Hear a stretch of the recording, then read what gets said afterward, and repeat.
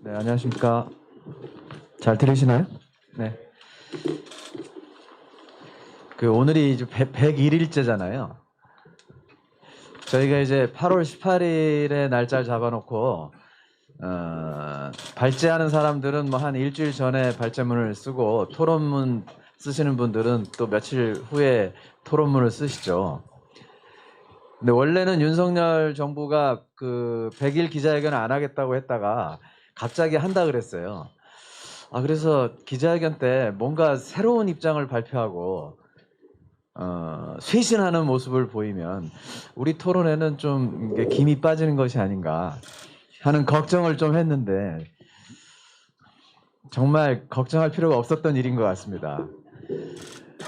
하나도 변하지 않고 어제 기자회견도 참 기가 막힌 것은 집값이 떨어진 것이 정책의 성공이라고 얘기한 부분이 코미디였던 것 같고, 나머지 부분은 어떻게 뭘 하겠다라고 하는 계획에 대해서는 전혀 얘기하지 않은 그런 기자회견이었죠. 사실 오늘 토론에서 지금 오병두 교수님이 발제하신 내용에서 검찰공화국 얘기가 나왔습니다만, 검찰공화국은 그래도 양반에 해당하는 표현이고, 이제 검찰왕국, 검찰 강점기 뭐 여러 가지가 있는데, 검찰이 지금 그나마 공화국이면은 나름대로 서로 협조도 하고 뭐 이러는 건데, 왕국은 그냥 자기 마음대로 하는 거잖아요. 그래서 뭐 검찰 공화국도 진짜 사치스러운 표현인 것 같고, 어쨌든 간에 검찰을 전면에 내세워서 또는 검찰 출신들을 전면에 내세워서 지금 정치를 하고 있는 부분들, 그럼 그거 100일 동안 그렇게 했으면 그 부분에 대해서 문제점들이 많이 지적이 됐으면은 그 인사 혁신을 해야 되겠죠. 인사 쇄신을. 너무나 간단한 답인데 그걸 하지 않겠다는 거고, 어제 뭐라 그랬냐면은 이런 인사 쇄신을 정치적인 의미로 해석하는 것은 지양하겠다, 그러지 않겠다, 이렇게 얘기를 했어요. 그러니까 참 안 하겠다는 얘기죠.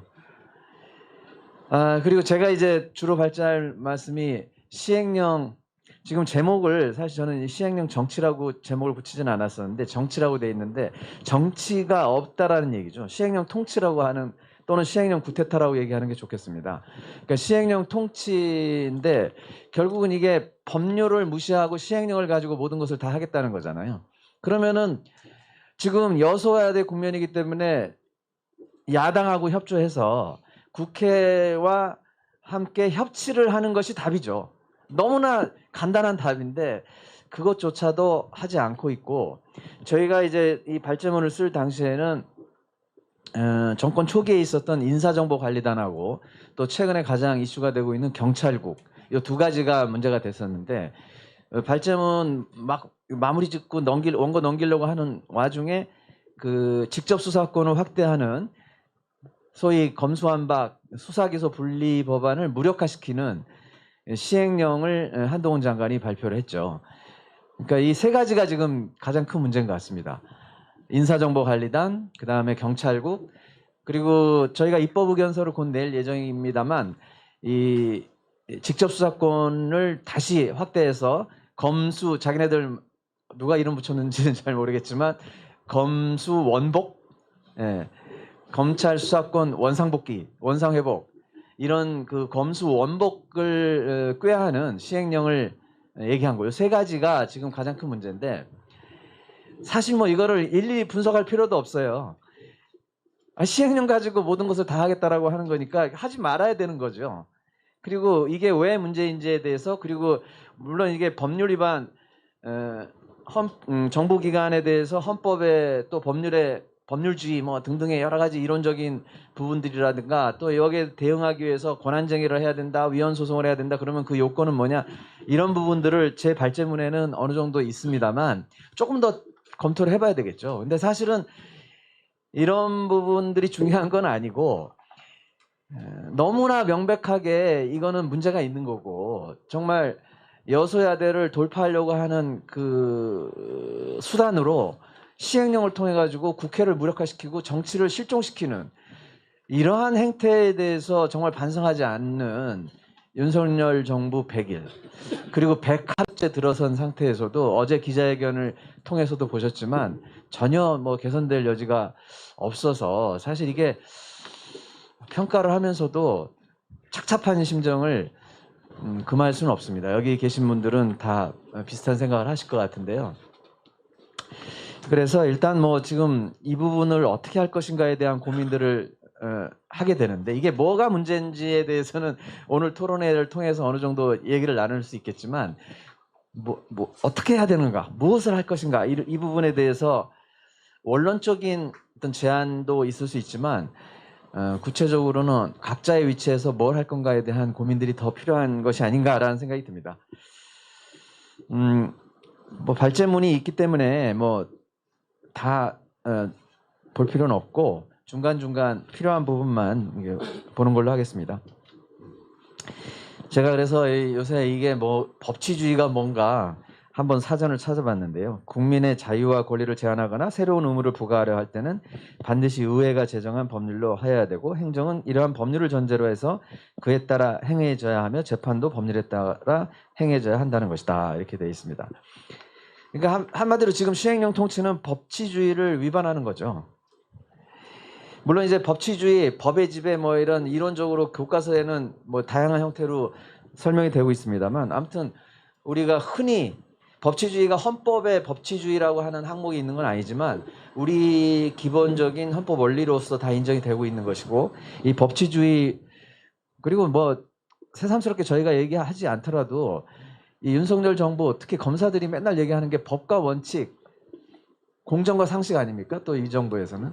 근데 이 부분이 각주 2번에 있습니다만 정말 정확하게 법조인들에 의한 특히 검사들에 의한 법의 해석 이 부분을 법치로 이해하고 있는 것 같아요. 늘 법과 원칙, 공정과 상식을 앞세우지만 그러니까 따라서 법치주의 자체는 우리가 얘기를 하지 않더라도 윤석열 정부의 기본 이념이라고도 볼 수 있습니다. 평가할 수 있습니다. 그러나 이것을 법에 의한 지배라기보다는 법조인 또는 법률가들에 의한 지배 이걸로 보고 있는 것이다.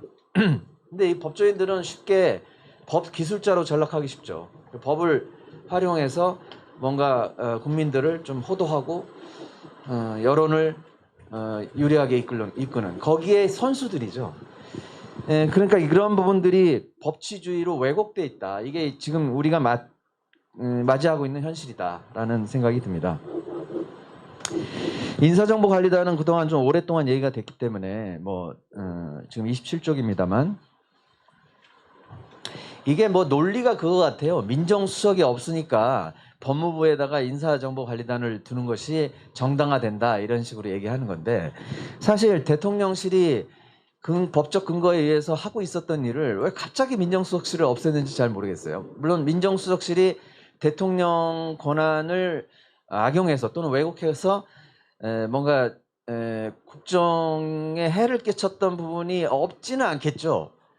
물론 이제 윤석열 정부는 조국 민정수석을 염두에 두고 얘기하는 것 같고 저희가 생각할 때 민정수석의 폐해는 우병우 때 좀 나타났던 것 같은데 어쨌든 간에 이게 자기 나름대로 아전인수적인 해석을 할 수 있는 부분입니다. 근데 중요한 거는 법치의 관점에서 보면은 대통령실에 주어졌었던 권한이에요. 근데 어떤 이유인지 모르겠지만 민정수석을 무조건 없애고 그걸 법무부에다가 인사정보관리단을 두면은 이게 마치 무슨 문제가 해결되는 것처럼 얘기를 하고 있는데 이거는 아니죠. 그리고 법적 근거도 없이 인사정보관리단을 그게 두고 여기에 대해서 이게 참 이 정부가 하는 얘기들은 항상 궤변에 가까운 얘기들이 많은데 내가 이렇게 하겠다 나는 이렇게 생각한다라고 얘기하고 그 반론에 대해서는 별로 염두에 두진 않는 것 같아요. 그러니까 그 인사정보관리단은 1차 검증 실무만을 담당하고 중간 보고를 일체 받지 않을 것이다. 뭐 이런 식으로 얘기하면서 문제가 없을 거라고 얘기를 합니다. 근데 1차 검증하고 또 최종 검증에 무슨 차이가 있는지 또 중간 보고를 안 받는다라고 하는 게 말이 되는지 그렇다면 뭐 굳이 그리고 이제 지금 법무부하고 검찰 이게 사실은 거의 일체화되고 있잖아요. 탈검찰화가 후퇴하고 있는 마당이기 때문에 그래서 모든 인사정보 관련된 정보들이 법무부를 통해서 검찰로 언제든지 흘러갈 수 있는데 그런 부분에 대해서는 지난번에 국회에서 나와가지고 한동훈 장관이 뭐 그 당시에 김남국 의원이 했나요? 그 질의할 때 어떤 프로토콜은 있는데 지침은 없다. 뭐 무슨 얘기인지 잘 모르겠는데 아무튼 그런 얘기들을 계속 하고 있는데 어쨌든 자의적으로 하고 있다는 얘기입니다. 한마디로 저희가 볼 때는. 그리고 또 뒤에 잠깐 나옵니다만 대법관이나 헌법재판관 또 공수처까지도 지금 안 하겠다는 얘기도 안 하고 의뢰가 있으면 하겠다 이런 식으로 지금 계속 얘기하고 있는데 이거는 아주 심각한 문제라고 생각합니다. 이 시행령 통치에 있어서 공통적인 문제는 행정조직 법률주의라고 하는 헌법 원칙에 위반된다는 거죠. 법제처에서 2021년에 법령 위반 심사 기준이라는 걸 발표했는데 행정각부의 설치 조직과 직무 범위는 법률로 정한다는 헌법 원칙을 실현하기 위해서 정부조직법에서 2조 1항입니다. 중앙행정기관의 설치와 직무 범위는 법률로 정한다고 하고 있고 이것을 행정조직 법정주의라고 하고 있는데 이걸 헌법상 원칙이라는 거죠. 그리고 법률에 근거 없는 권한위탁 역시 명백한 위법이라고 밝히고 있습니다. 상권분리 문제는 좀 넘어가죠. 이거는 그리고 사법부 이게 진짜 대법관들 이렇게 하급 법관이랄까 하여간 그 1심, 2심 법관들은 잘 모르겠지만 소위 법원장급 또는 고등법원 고등법원 판사에 해당하는 차관급 이상의 판사들 같은 경우에는 인사검증의 대상이 되기 때문에 검찰하고의 관계에서 눈치를 안 볼 수 있을까요? 이게 현실적인 문제고 또 이제 지난번에 29쪽에 보시면 한동훈 장관이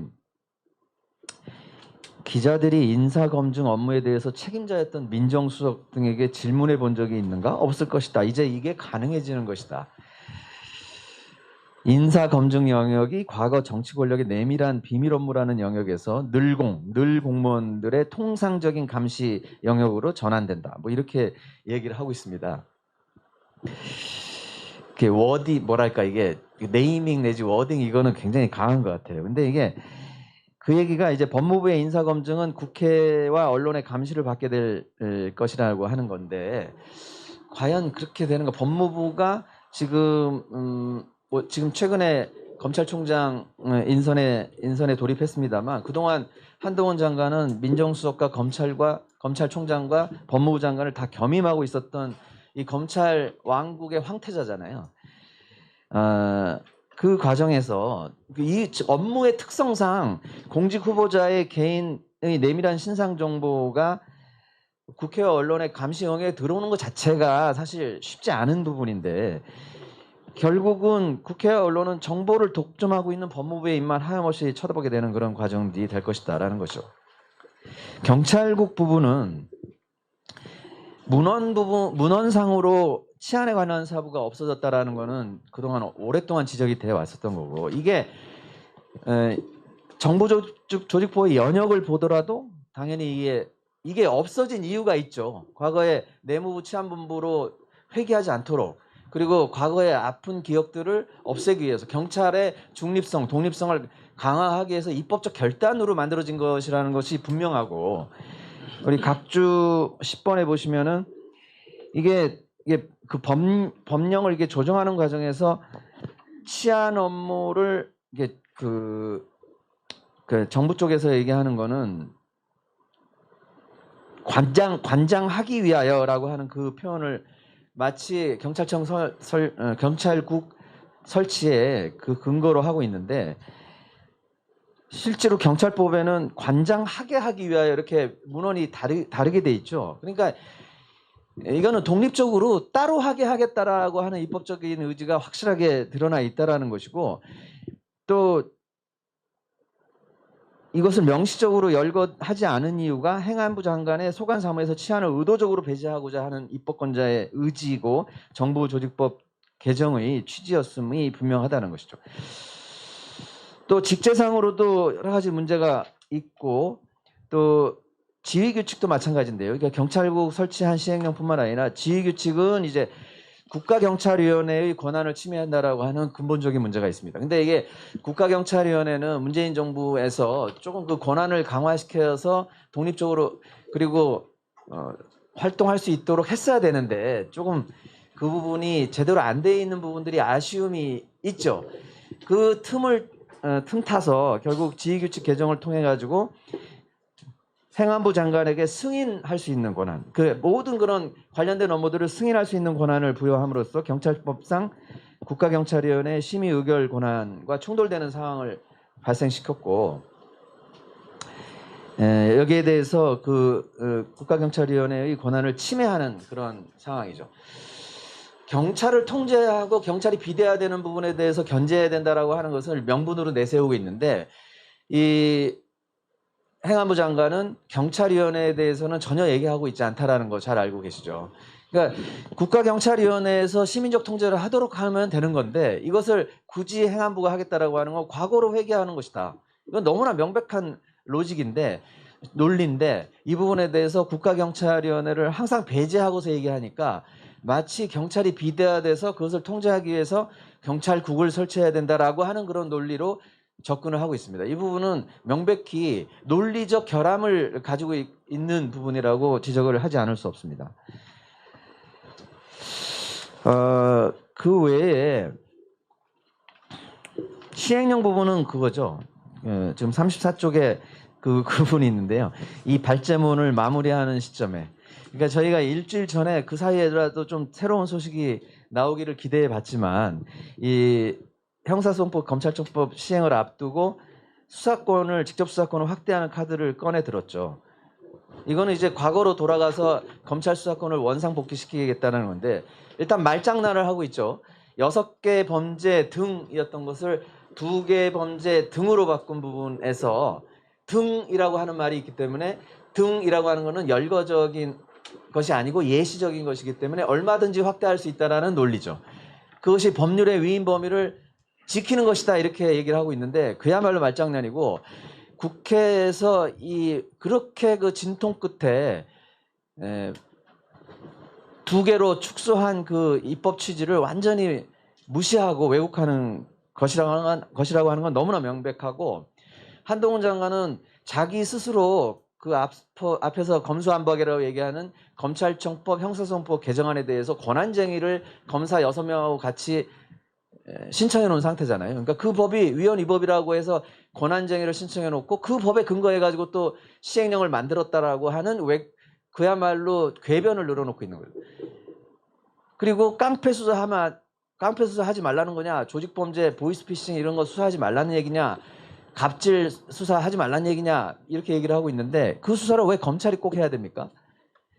금융감독원하고 협의해서 해야 되고 경찰하고 협의해서 해야 됩니다. 근데 경찰에서 이번에 이 문제와 관련해 가지고 이 수사의 범위, 구체적인 시행령 개정 과정에서 경찰이 의견을 제시하려고 했더니 이걸 다 무시하고 그냥 검찰 스스로 그냥 해버렸다는 거죠. 지금 검찰의 직접 수사권을 없애기 위해서는 검사 2,000명에 플러스 6천여 명에 달하는 검찰에 소속된 검찰 가족 직접 수사 인력을 빨리 해체해서 이쪽에도 보내고 저쪽에도 보내고, 그래서 검찰 가족이라고 하는 미명하에 검찰 권력을 강화하는 이 부분을 해체시키는 것이 급선무거든요. 근데 이 부분을 하지 않고 그대로 놔둔 상태에서 오로지 검찰이 주도적으로 모든 수사를 확대해서 하는 것이 마치 법과 원칙을 지키는, 공정과 상식을 지키는 수사의 원칙인 것처럼 얘기하고 있는 이 궤변을 또 늘어놓고 있는 것입니다. 시행령 통치는 어쨌든 우리가 이제 아주 원론적으로는 정치를 해라, 진짜 협치를 해라, 법률에 의해서 해라 제발. 그리고 지금 여소야대니까 야당의 눈치도 보고 야당의 협조를 구해가지고 해야 되는 거 아니냐 이렇게 계속 얘기하는 거죠. 이게 답이죠. 근데 계속 시행령 가지고 밀어붙이는 겁니다. 그러니까 이제 야당에서는 권한쟁의 얘기도 나오고 또 위헌소원 얘기도 나오고 또 탄핵소추 얘기도 나오고 해임 건의 얘기도 나오고 또 소위 좌우 연합 그 집회라고 하는 촛불 시위와 태극기 시위의 연합 시위에 해당하는, 최근에 이렇게 전국적으로 윤석열 퇴진 집회까지 지금 나오는 그런 정도에 이르는 100일밖에 안 됐는데 정말 이 억대 어느 정권도 하지 못한 일들이 지금 이루어지고 있고 이루어내고 있는 거죠. 근데 여러 가지 이렇게 방식 중에서 각각의 위치에서 국회가 할 일과 또 시민사회가 할 일과 이런 부분이 나눠질 수 있을 것 같습니다. 지금 권한쟁의 관련해 가지고는 우리 지금 이 34쪽에 몇 가지 얘기가 돼 있고 또 위헌소원 관련해서는 35쪽에 요건 검토 같은 것들이 의견이 좀 있습니다. 여기 좀 한 가지 추가시킬 수 있는 거는 직접 수사권을 확대하는 검찰청법 개정 시행령에 대해서는 이제 그 언론에도 이제 지적이 된 얘기지만 수사를 받는 사람이 이거는 검찰이 수사할 것이 아니지 않느냐라고 해서 그 시행령에 대해서 문제를 삼으면 이게 왜 문제가 되냐면 위헌소원은 좀 자기 관련성이라는 게 필요하고 뭐 재판의 전제가 되는 것이 좀 필요하고 하기 때문에 그러면 수사를 받는 사람이 이거는 검찰의 수사 범위가 아니다라고 얘기했을 때 변호사들이 이거를 위헌소원 같은 방식으로 대처하거나 또는 이것이 위법하다라고 하는 그 변호사들의 변론의 포인트가 될 수 있을 것이다 이런 얘기들이 좀 있습니다. 그래서 아마 이 부분은 그 변호사들이 또는 피의자들이 검찰청법 시행령 부분에 대해서는 헌법소원 같은 거를 할 가능성이 또는 재판을 전제로 해가지고 법원에 위법 심판을 할 수 있는 그런 가능성이 있다고 생각됩니다. 그것이 하나 좀 추가될 수 있을 것 같고요. 탄핵소추 요건에 대해서는 우리 그 앞서 여러 가지 다른 토론에서 우리 이창민 변호사님이 우리 검경소위 소위원장인 이창민 변호사님이 검토하신 내용들을 좀 인용해서 36쪽에 적어놨습니다. 그 외에는 이제 국회에서 또 많이 논의되고 있는 부분은 국회 패싱 방지법이라고 해가지고 시행령이 좀 법률에 위반된다라고 봤을 때 그거에 대해서 시정을 요구하고 거기에 답변을 강제할 수 있는 뭐 그런 법안들이 조응천 의원을 중심으로 해가지고 몇 차례 얘기되고 국회에서 토론회도 진행되고 있는 것 같습니다. 예, 결론적으로요. 뭐 각각의 대응 방안에 대해서는 그 요건을 지금 상세히 검토하는 것은 지금으로서는 크게 의미는 없을 것 같고 이제 101일째인데 이제 100일 동안 지켜봤는데 싹수가 놀았고 100일째 기자회견을 봐도 아무런 그 개선의 여지가 없기 때문에 이제는 101일째부터는 이거를 어떻게 해나갈 것인가. 우선은 뭐 원론적으로는 정치를 해라, 협치를 해라, 정치로 복원해라, 여소야대에서 야당과 협력해라 이렇게 얘기할 수 있겠죠. 그 다음에 이제 법률가들은 또 법적인 대응을 하고 또 정치인들은 정치적인 대응을 하고 또 시민들은 시민적인 대응을 하는 이런 방식이 될 텐데요.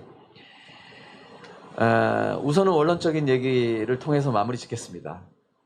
윤석열 정부의 각성을 촉구합니다.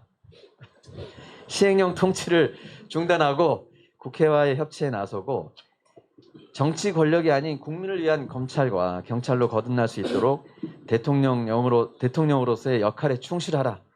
이제 100일 지났는데요. 남은 1600 몇십 일인데 국민들이 마냥 쳐다보고만 있지는 않을 것이기 때문에 여기에 대해서 우리가 할 바를 해나가야 할 것 같습니다. 이상입니다.